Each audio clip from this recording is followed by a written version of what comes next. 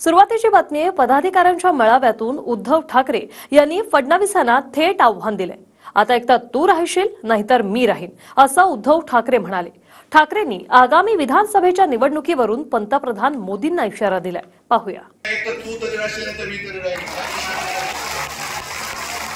फडणवीसांना उद्धव ठाकरेंनी खुलं आव्हान दिलंय।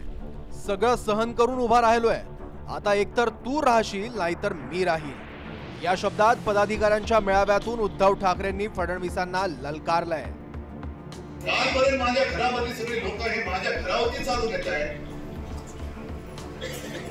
अगदी त्या अनिल देशमुखांनी सांगितलं की कसं मला आणि आदित्यला तुरुंगात टाकण्यासाठी या फडणवीसाचे डाव होते।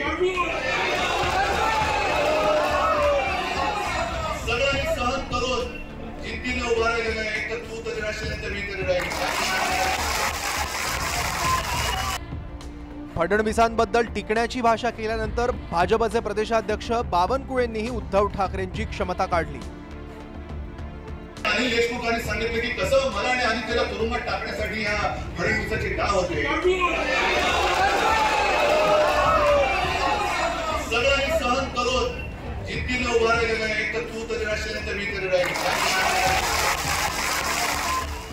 तुमच्या निवडून आलेल्या खासदाराच्या मिरवणुकीत पाकिस्तानचे झेंडे फडकतायत, पाकिस्तान झेंड्याची मिरवणूक निघताय। तुम्ही याच्या भरोशावर म्हणताय हिंदुत्व सोडून तुम्ही ख्रिश्चन आणि मुस्लिम मताच्या भरोशावर बोलतायत की देवेंद्र फडणवीसांना पाहून घेऊ। काय क्षमता आहे देवेंद्र फडणवीसची आणि तुमची? तुम्ही ज्या स्तराला उतरले आहात, जर तरची भाषा करताय, पाहून घ्यायची भाषा करताय, अंगावर जाण्याची भाषा करताय। जनता तुम्हाला मताच्या रूपाने झोडपल्याशिवाय राहणार नाही। उद्धव ठाकरेंनी फडणवीसांना चॅलेंज करतानाच पंतप्रधान नरेंद्र मोदींवरही निशाणा साधला। असं नडलो की मोदींना घाम फोडला। आता विधानसभेच्याही प्रचाराला या, म्हणजे उरली सुरली गुरमी काढतो असा हल्लाबोल ठाकरेंनी केलाय। नडलो ते असं नडलो की मोदींना सुद्धा घाम फुटला। माझी अपेक्षा होती की मुंबईमधल्या किंवा इतर महाराष्ट्राच्या ज्या निवडणुका आहेत ते शेवटच्या टप्प्यापर्यंत लांबवायला पाहिजे होत्या। म्हणजे आणखी जे काही 2-4 कपड्याची तुकडे शिल्लक राहिले ते पण उतरवले असते। नडलो तो नडलो असा नडलो, परंतु स्वतः एवढा बेकार पडलो त्याचं त्यांना काहीच कल्पना नाही आहे। म्हणजे शिंदे साहेबांना तुमच्यापेक्षा मोठं यश मिळालं, तरी तुम्हाला यश मिळाल्याची दवंडी पिटताय।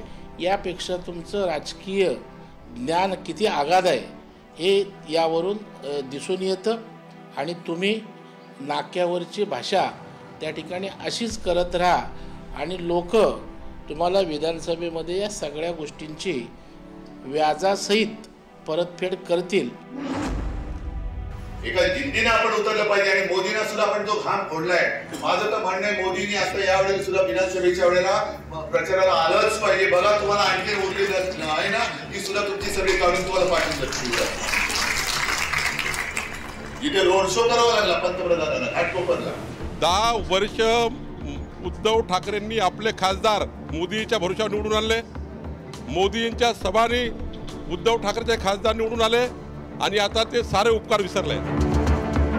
विधानसभेच्या निवडणुकीत शिंदे, फडणवीस आणि अजित पवारांचे 12 वाजवणार आणि त्यानंतर एक बारामतीला, दुसरा पंचतारांकित शेती करायला आणि तिसरा नागपूरला जाईल असा टोलाही ठाकरेंनी लगावला। सगळे जे आहेत राज्यकर्ते यांचे 12 वाजल्यानंतर एक जाईल बारामतीला, दुसरं जाईल तो तिकडे पंचतारांकित शेती करायला, तिसरं जाईल नागपूरला। मुंबईकरांसाठी राहिलं कोण?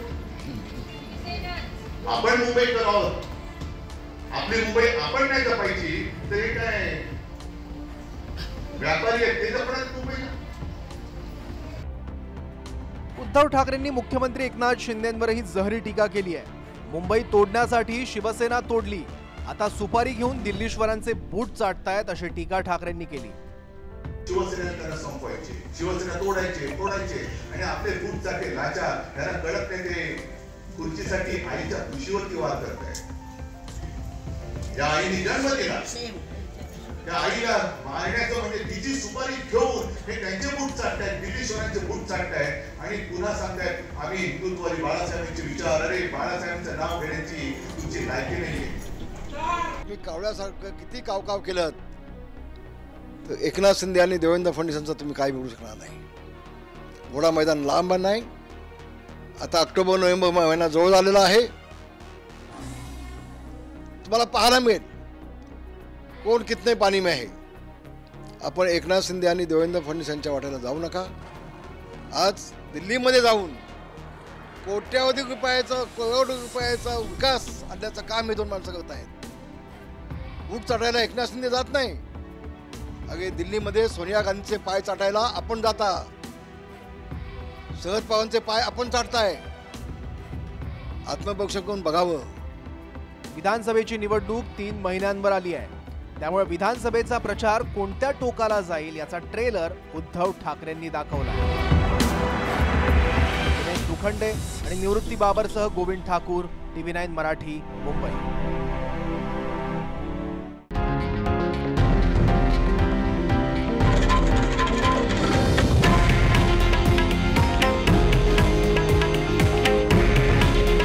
हे आहे देशातील नंबर 1 न्यूज नेटवर्क आणि आपण पाहत आहात TV9 मराठी. काळजी तुमची, हित महाराष्ट्राचं.